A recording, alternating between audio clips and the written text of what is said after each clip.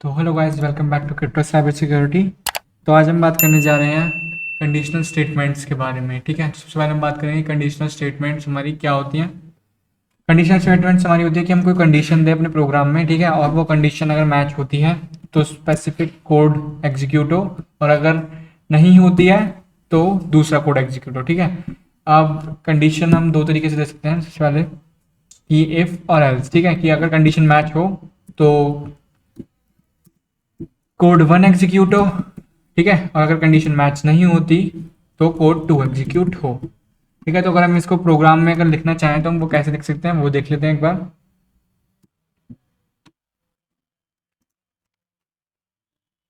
तो सबसे पहले हमें एक वेरिएबल डिक्लेयर करना होगा। My bad. ठीक है, तो मैं एक नम नम नाम से वेरिएबल डिक्लेयर कर लेता हूँ यहाँ पे 11, ठीक है, जिसमें मैंने 11 स्टोर करा दिया है। और फिर मैं कंडीशन देता हूँ इफ नम ग्रेटर देन 10, या फिर 11 कर लेते हैं इसको। तो क्या हो भाई कि प्रिंट हो जाए हमारा ग्रेटर देन, स्पेलिंग गलत, ठीक है, ग्रेटर देन 11। ठीक है, और हमें दूसरी कंडीशन देने के लिए हमें पहले वाले की कर्ली ब्रेसेस से बाहर निकलना पड़ेगा। यहाँ पे मैंने लिख दिया एल्स, और फिर कर्ली ब्रेसेस आएंगे यहाँ पे ऑब्वियसली, और फिर उसके बाद लेस देन 11। ठीक है, तो यहाँ पे हमारा एक प्रोग्राम एल्सिफ कंडीशनल स्टेटमेंट का, या फिर एल्सिफ का भी बोल सकते हैं आप इसको, तैयार हो चुका है। ठीक है, अब यहाँ पे क्या आ रहा है कि यहाँ पे आ रहा है लेस देन 11।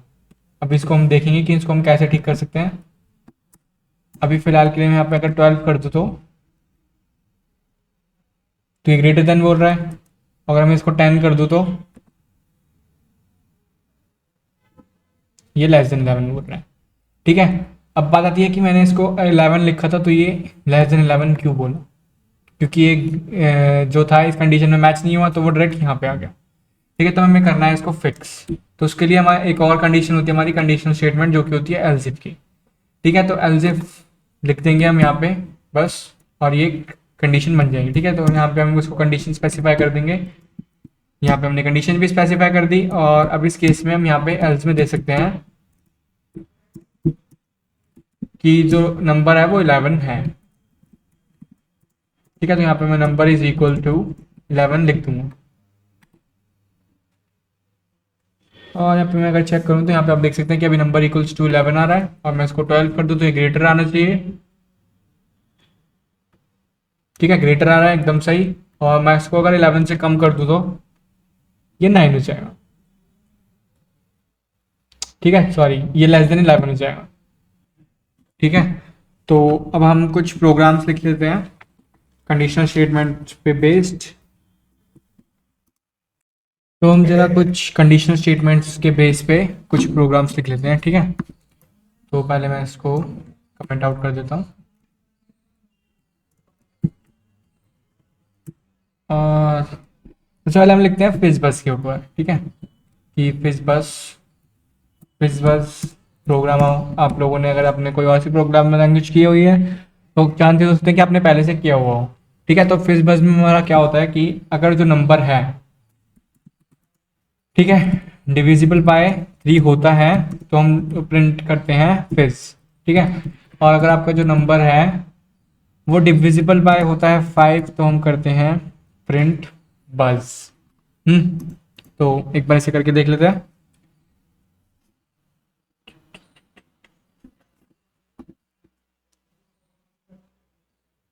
जैसे मैं यहाँ पे भी एक नंबर लेता हूँ 3।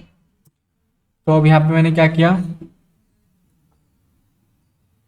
कि मैं कंडीशन दूंगा। पहले तो मैंने ऊपर वो नहीं दिया, सॉरी, वेरिएबल का नाम इंट नम ही दे देता हूँ।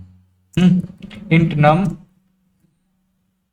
डिवाइड, यहाँ पे मैं डिवाइड बाय मॉड्यूलस वाला यूज करूँगा मैं, ताकि मैं रिमाइंडर दे सकूँ। ठीक है, अब मैं इसको यहाँ पे 3 से डिवाइड करके उसका जो रिमाइंडर होगा वो चेक करूँगा इससे। ठीक है, कि जो वो है वो 3 से डिवाइजिबल डिवाइड होने के बाद 0 आ रहा है या नहीं आ रहा। ठीक है, उसके बाद यहाँ पे कंडीशन, अगर वो 0 आए तो ये क्या कर दे, प्रिंट, ये कर दे प्रिंट फिज। ठीक है, मैंने यही बताया था, ये मैंने उल्टा बताया था, मैंने यही बताया था। ठीक है, आप इसको लाइक उल्टा भी कर सकते हैं कि 3 पे बस कर दें और 5 पे फेस कर दें, ठीक है। तो यहाँ पे ये कंडीशन हो गई और फिर मैंने दे दिया यहाँ पे एक एल्स। अब जब वो 3 से डिवाइड नहीं है तो चांसेस हो सकते हैं कि वो 5 से डिवाइड हो, ठीक है। तो इस केस में हम डायरेक्ट एलसिफ यूज़ कर लेंगे। यहाँ पे भी हम सेम तरीके से लिखेंगे, 5 लगा देंगे बस इसकी जगह और 0 यहाँ से और साउथ और यहाँ पे बस, ठीक है। अगर वो दोनों से ही डिवाइड नहीं हो रहा है तो यहाँ पे क्या होगा, हम प्रिंट करा देंगे यहाँ पे आपका नॉट फिज नॉर बस, ठीक है। और अगर इसे हम चला के देखें तो यहाँ पे अभी फिज आना चाहिए, ठीक है। और मैं इसको अगर 9 कर दूं तो भी फिज आ रहा है, और मैं इसे अभी कर दूं 10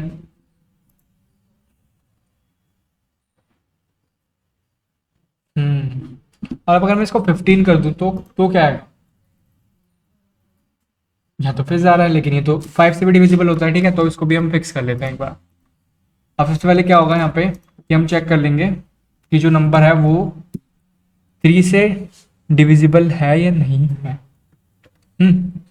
और उसके साथ किससे डिविजिबल है या नहीं है, 5 से, ठीक है। यहाँ पे हमने एंड लगा के ये भी दे दिया। और उसके बाद हमने क्या किया कि हमें एक और वो लिखना पड़ेगा एल्स में कंडीशन। अब तो यहाँ पे हम लिख देंगे नम %3 डबल इक्वल्स टू 0, ठीक है। और यहाँ पे साउथ और यहाँ पे फिज, ठीक है। अगर ऐसा होता है तो क्या होगा कि फिज बस हमें प्रिंट होके मिल जाएगा, ठीक है, क्योंकि वो दोनों से डिविजिबल है। तो एक बार हम अपना प्रोग्राम चेक कर लेते हैं। 15 डालेंगे अगर हम तो ठीक है,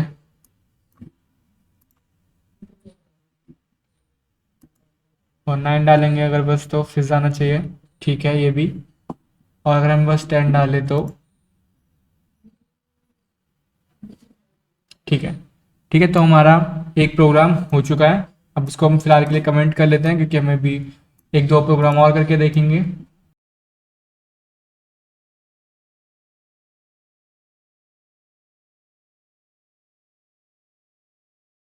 मैं ज़रा इसको बीच में क्या दे दूँ, ठीक है। तो यहाँ पे मैं लिख देता हूँ प्रोग्राम 3,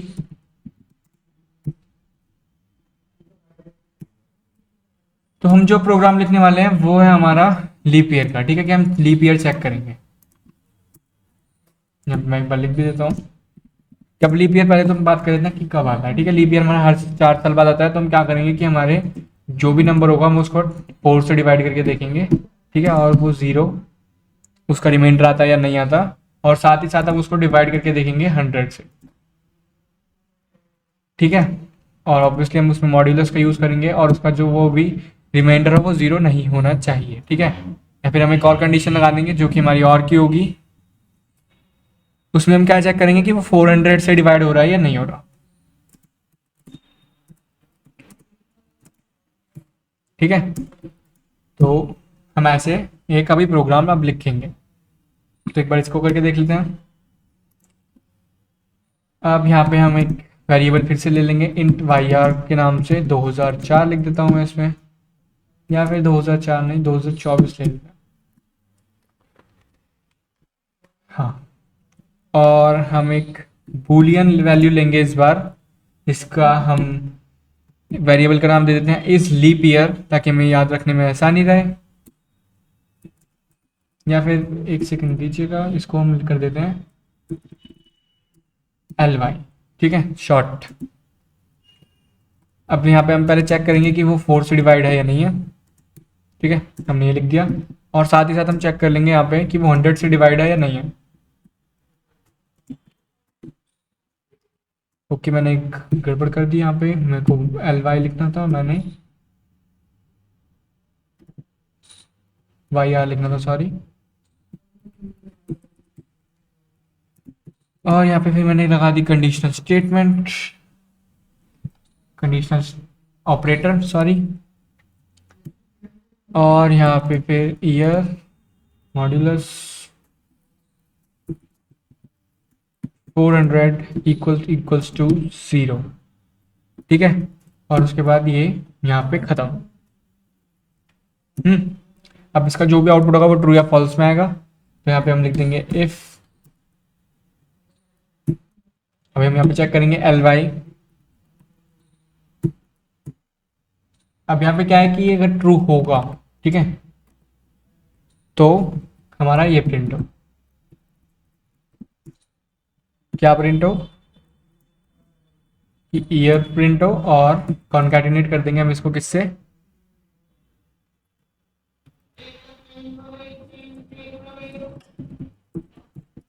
बार बार भूल जाता हूँ कि मैंने ईयर को वाई आई के उससे लिया है नाम से, और नहीं तो हम क्या प्रिंट करेंगे कि वो लीप ईयर नहीं है।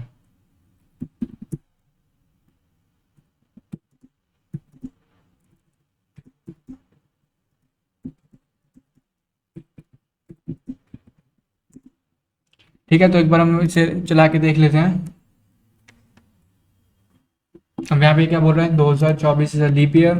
तो मैं यहाँ पे अगर 2025 डाल दूँ तो इसको नॉट लीप ईयर बोलना चाहिए, ठीक है। तो इसने इसको नॉट लीप ईयर बोला है, ठीक है। तुम्हारा पी वाला प्रोग्राम भी सही है। तो अभी हम दो प्रोग्राम और लिख के देख लेंगे। तो हम एक और प्रोग्राम लिख लेते हैं, ठीक है। पहले मैं इसको कमेंट कर दूं। अब जो हम प्रोग्राम लिखने वाले हैं वो है हमारा रॉक पेपर सीजर गेम का। मैं एक बार यहाँ पे लिख देता हूँ, रॉक पेपर सीजर्स गेम, ठीक है। हम एक गेम डेवलप करने वाले हैं। ये एक कमांड्स वाला गेम होगा जिसमें बस हमें टेक्स्ट करना होगा, इसमें ग्राफिक वगैरह वाला कुछ नहीं होगा, ठीक है। सबसे पहले हमें क्या करना होगा, हमें इसमें यूज़र का इनपुट चाहिए होगा। तो हम अपनी एक लाइब्रेरी इंपोर्ट कर लेंगे, डॉट यूटिल डॉट स्कैनर, ठीक है। क्योंकि इसमें यूज़र का इनपुट लेना नेसेसरी है, तो इसलिए हमें ये वाला लाइब्रेरी को इनपुट इंपोर्ट करना पड़ेगा, ठीक है। तो यहाँ पे हम पहले स्कैनर का ऑब्जेक्ट बना लेते हैं।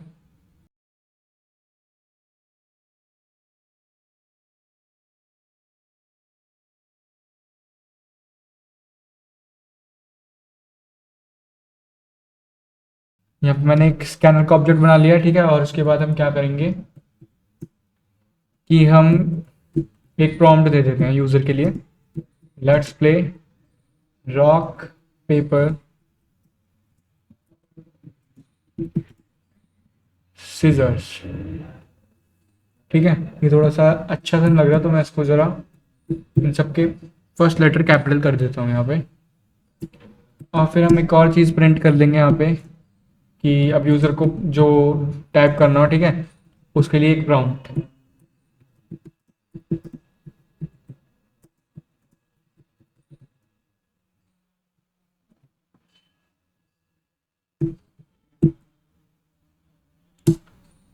और उसके बाद हम एक स्ट्रिंग ले लेंगे, ठीक है। मैंने स्ट्रिंग डेटा टाइप के बारे में आपको ऑलरेडी बता रखा है पहले की वीडियोस में। तो मैं आशा करता हूँ कि आपको भी याद होगा, ठीक है। मेरे को इसको एक्सप्लेन करने की दोबारा से ज़रूरत नहीं है, ठीक है। मैंने इनपुट वगैरह के बारे में बताया था। यहाँ पे हम एक स्ट्रिंग का इनपुट ले लेंगे और उसको लोअर केस में कन्वर्ट कर लेंगे, ठीक है, टू लोअर केस। ये भी एक स्ट्रिंग का फंक्शन था, ठीक है। स्ट्रिंग मेथड्स वाली वीडियो में बताया था मैंने आपको, अगर आपको याद हो तो। फिर उसके बाद हम क्या करेंगे कि if player move dot equals rock, ठीक है। अब यहाँ पे देखो, अभी जो डॉट इक्वल्स है ना, ये यहाँ तो इक्वल्स है, लेकिन यहाँ पे हमने जो ये लगा रखा है ना एक्सक्लेमेशन, इसकी वजह से ये सब नॉट इक्वल्स है, ठीक है। अभी मैंने ऐसा आपको अभी क्यों बता दिया, अभी आपको पता चल जाएगा जब मैं आगे का कोड बताऊंगा। यहाँ पे वापस से इक्वल्स और paper and player move dot equals seizures.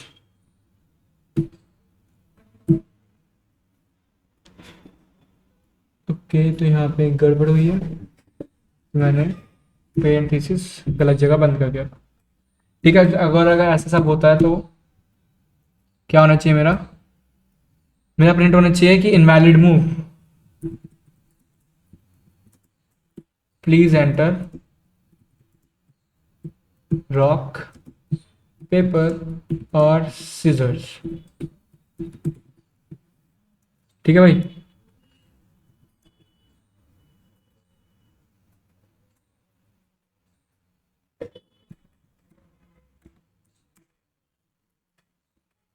और उसके बाद हम एक वेरिएबल ले लेंगे डबल का, रैंडम नाम से। ठीक है, अब इसमें हम क्या करेंगे, मैथ की लाइब्रेरी से एक रैंडम फंक्शन को वो कर देंगे, जो कि एक रैंडम नंबर हमें जनरेट करके दे देगा।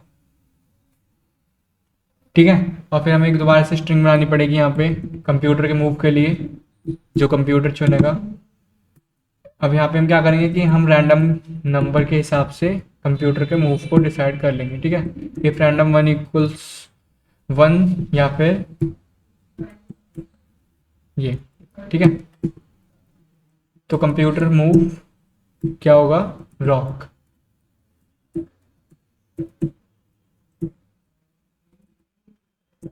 एल्स इफ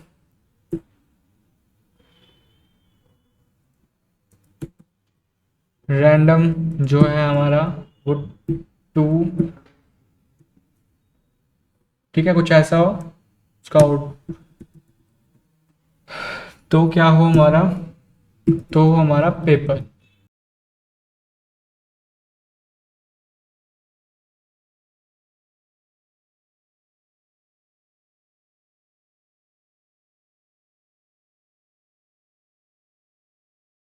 ठीक है, नहीं तो क्या हो, वो होगा सीजर्स।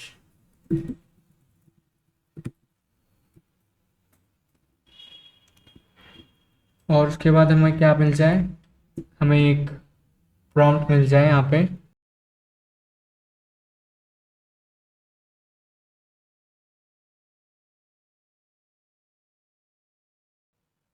कंप्यूटर चूजेस का।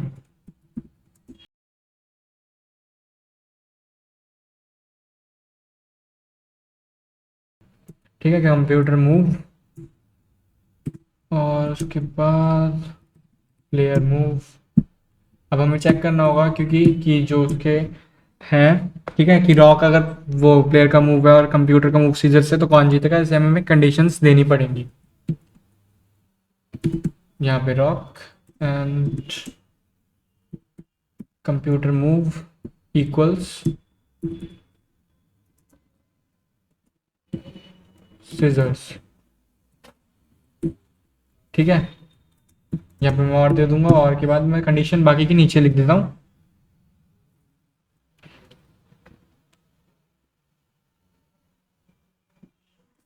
तो अब इस केस में मैंने क्या किया कि मैं इतना सारा बार बार लिखूँ। ठीक है, तो बार बार लिखने की जगह मैं क्या करता हूँ कि मैं इसको कॉपी कर पेस्ट कर देता हूँ यहाँ पे।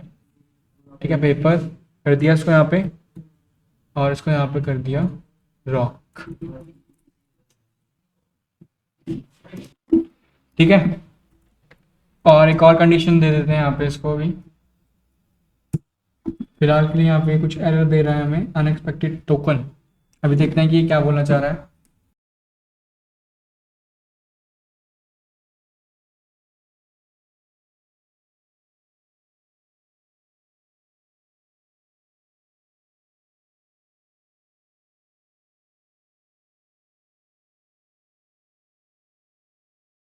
और उसके बाद एक और जो हम देंगे, वो हम क्या, किस पे बेसिस पे देंगे, पहले मैं एक बार इसको थोड़ा सा देख लूँ कि ये क्या बोल रहा है। ठीक है, इसको ऐसे रहने देते हैं। फिर यहाँ पे हम कर देंगे सीजर्स।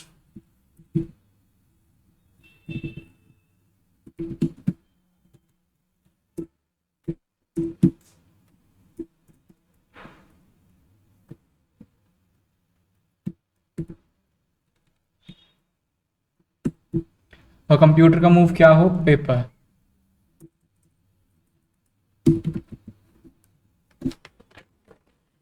ठीक है, तो यहाँ पे हमें क्या प्रिंट होके मिल जाए कि आप जीत चुके हैं। ठीक है भाई, और अगर ऐसा नहीं होता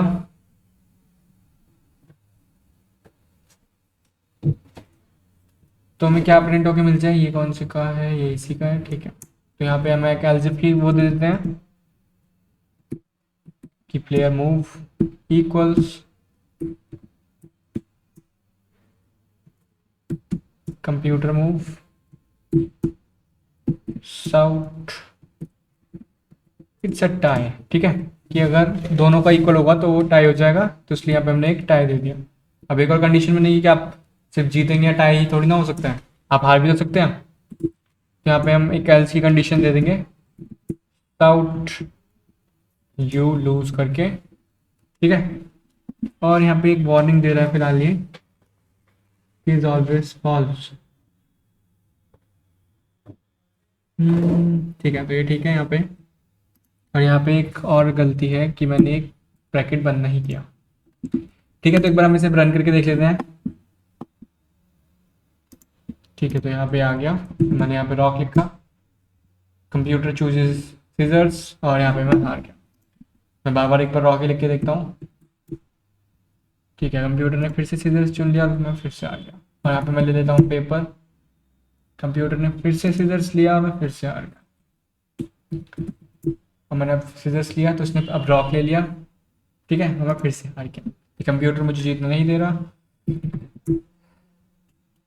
ठीक है, कोई नहीं। ठीक है, तो ऐसे आप रॉक पेपर सीजर का गेम भी बना सकते हैं। Thank you guys for watching.